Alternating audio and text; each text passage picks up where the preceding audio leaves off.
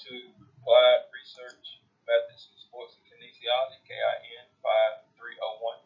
In this module, we'll look at Introduction to Research in Sports Management, Research Components in Sports Management, as well as ethical issues in research.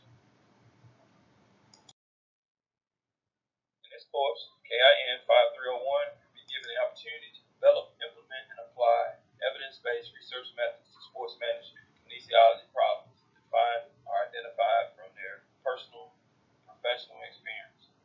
Inductive and deductive approaches will also be explored. Topics that we will cover in this course include research defined, types of research, research traditions, evolution of sports management research, protection of human subjects, ethical principles and guidelines, institutional review board, informed consent, as well as look at scientific dishonesty. Our building foundation, our research concepts in sports management, all this be made clear to me in writing from the hand of the Lord, all the work to be done according to the plan, 1 Chronicles 28 and 19, as well as ethical issues in research. I will lift up mine eyes unto the hills, from whence cometh my help cometh from the Lord, which made heaven and earth. Psalms 121, verses 1 through 2. Our course objectives. First, we seek to define information, concepts, history, principles, and interrelationships about research concepts, sports management, ethical issues in research, and creation of research questions, and the importance of each in the decision-making process of those entering the field of sports management and kinesiology. We also seek to discuss and examine the impact of research design, data collection, data analysis, data publications, and the importance of each in the decision-making process for those entering the field of sports management and kinesiology. Thirdly, we want to apply and analyze the significance of surveys, interviews, observation research, and the importance of each in the decision-making process for those entering the field of sports management and kinesiology. Fourthly, we want to evaluate the effects of case studies research, historical research, legal research of the United States Constitution, statutory law, administrative law, and case law, as well as the importance of each in the decision-making process of those entering the field of sports management and kinesiology.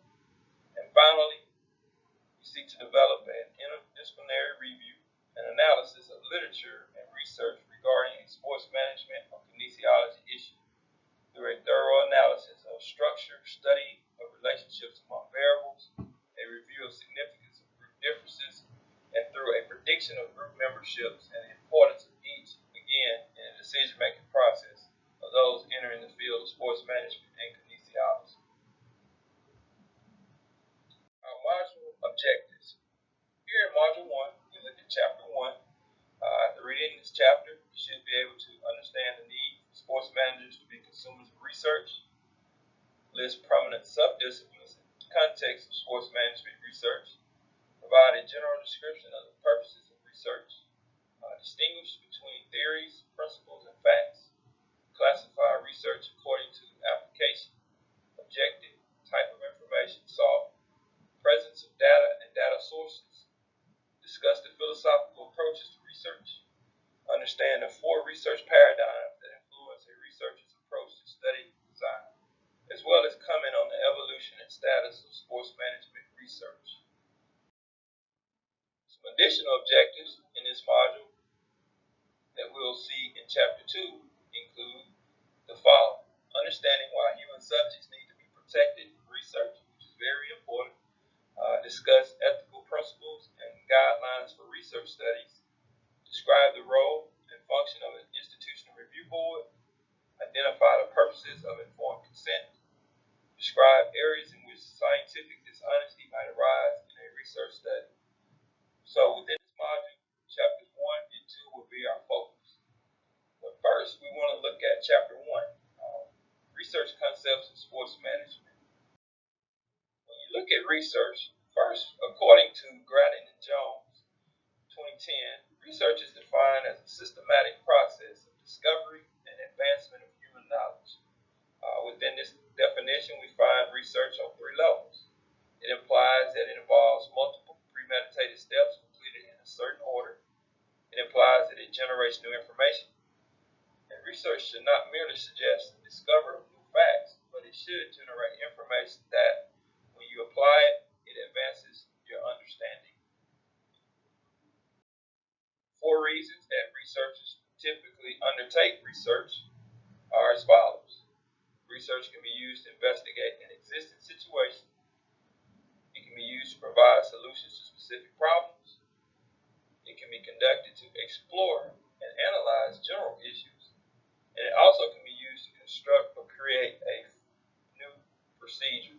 So within the context of these 4 components, we see that research also provides a vehicle for distinguishing between theories, principles, and facts as defined in your textbook. Types of research. Research can be classified from 5 perspectives. First, the application of the research study, the objectives of the research, the type of information sought, the presence of data, as well as the data source being analyzed. So these 5 areas of research are very important. Some traditions. When we look at research from a traditional standpoint, we find that there are unique types. One being ontology, which is the study of the philosophy of knowledge. And we also have epistemology, which is the philosophical study of how such knowledge is acquired. Creswell, in his writing in 2009, identified a number of ontologies and epistemologies that often lead researchers to embrace certain paradigms that in turn lead to a qualitative, a quantitative, or even a mixed methods approach in their research.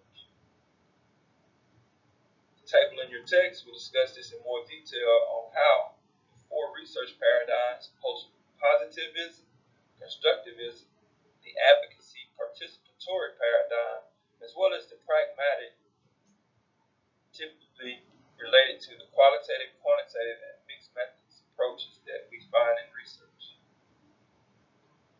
With anything, it has to start somewhere. So when we look at how sports management and kinesiology research starts, we look at DeSene, Kelly, Blunt, and Beadle in 1990, who defined sports management in a broad sense as any combination of skills related to planning, organizing, directing, controlling, budgeting, leading, and evaluating within the context of a given organization or department whose primary product or service is related to sport and or physical activity. Some other studies are listed on this slide. Ziegler, Patton, Weiss, Slack, and Slack again. So looking at these different concepts or studies, we also see an understanding of the Delphi questionnaire model, and it's recommended as it relates to research. Moving into ethical issues in research, we find that the protection of the human subject is very important. The need for protection of subjects is best illustrated by a number of studies in which the researcher used clearly unethical practices in their treatment of humans. 2 examples are shown below. We have the unethical practices conducted in these 2 studies, which include the Nuremberg medical studies in the 1940s, which dealt with prisoners in German concentration camps, as well as the Tuskegee syphilis study from 1932 to 1972.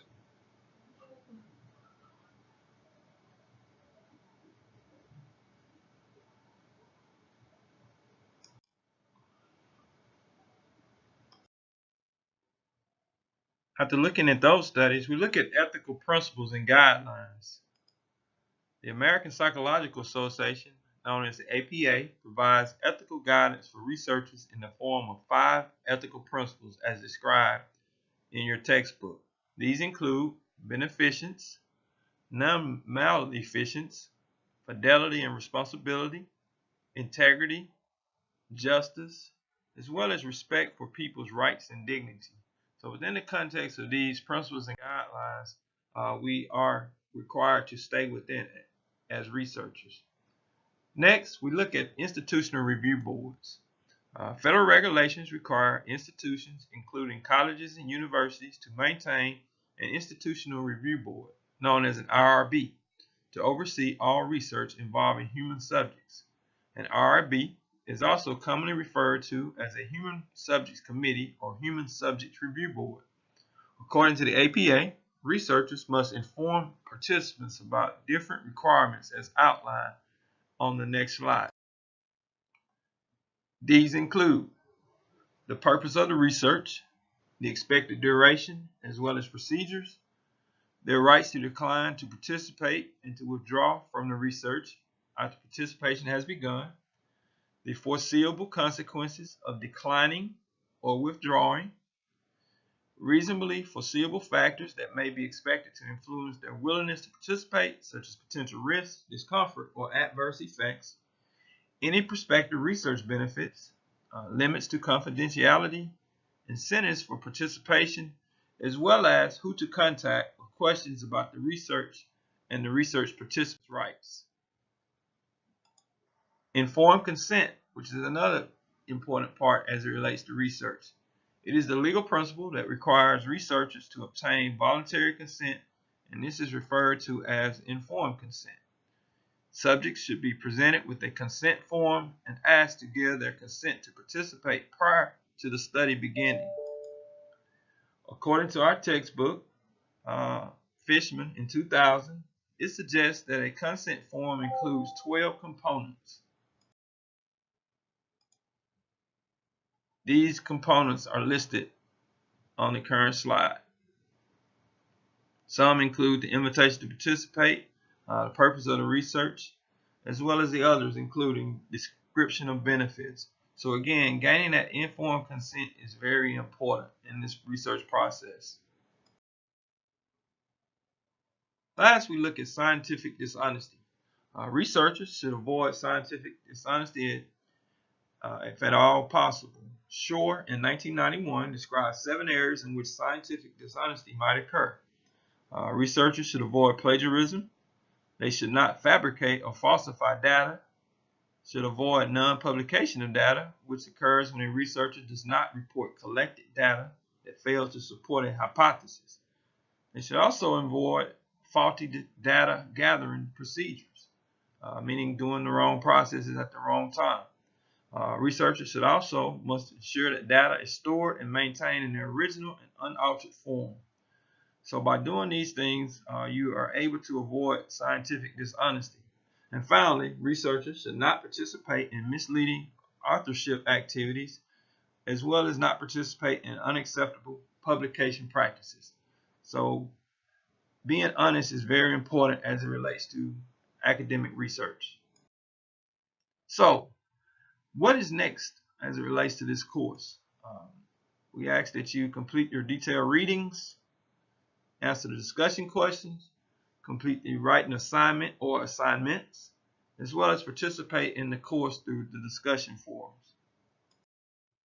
This concludes Module 1 of KINE 5301.